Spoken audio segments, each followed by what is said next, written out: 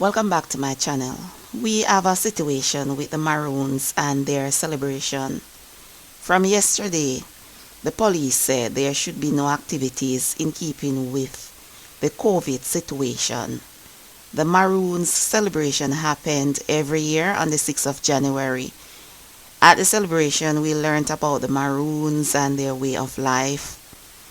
Basically, the history of the Maroons, and it is a fascinating story to hear. And I would tell you this, whenever the COVID pandemic is over, hopefully it will be over, I would advise you to go to one of their celebrations.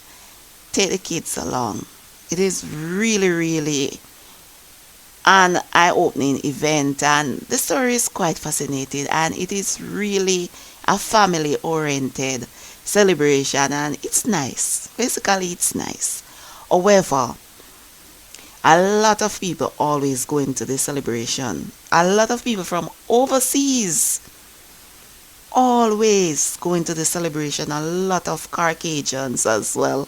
They are really fascinated with the Maroons way of life. Yeah, man.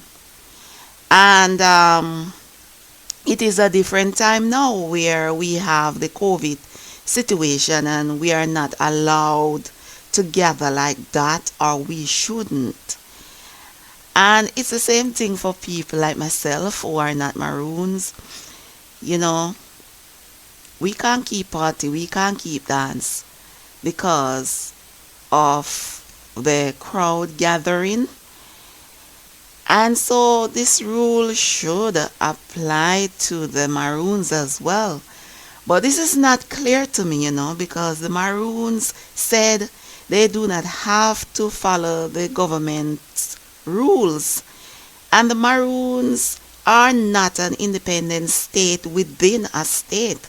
So they should follow the government rules, even though they are allowed some flexibilities. A man is dead and 5 others injured following a shooting incident at an event in Accompong, St. Elizabeth last evening. Dead is Lloyd Davis of Beth Salem, St. Elizabeth. It is reported that 2 children are among those injured. Their condition is not known. The incident happened around 8 o'clock at a dance which is being held in the Maroon community. Police said an altercation developed between a member of the Jamaica Constabulary Force, JCF, who is also a Maroon, and other individuals at the event. It is understood that the JCF member wanted to enter the event along with other Maroons when he was denied entry.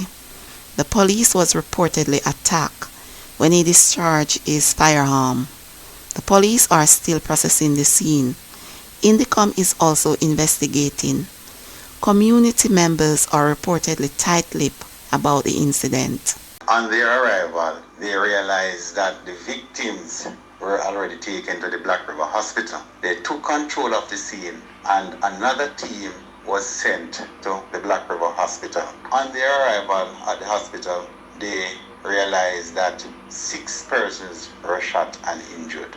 4 adults and 2 children. One of the adults have since succumbed to his injuries. While they were at the hospital, they received report that a policeman was at the Santa Cruz police station making a report. He was suffering from injuries to his face. Based on his report, we immediately realized that the 2 incidents were connected. His service pistol was seized and he was taken to the hospital for treatment.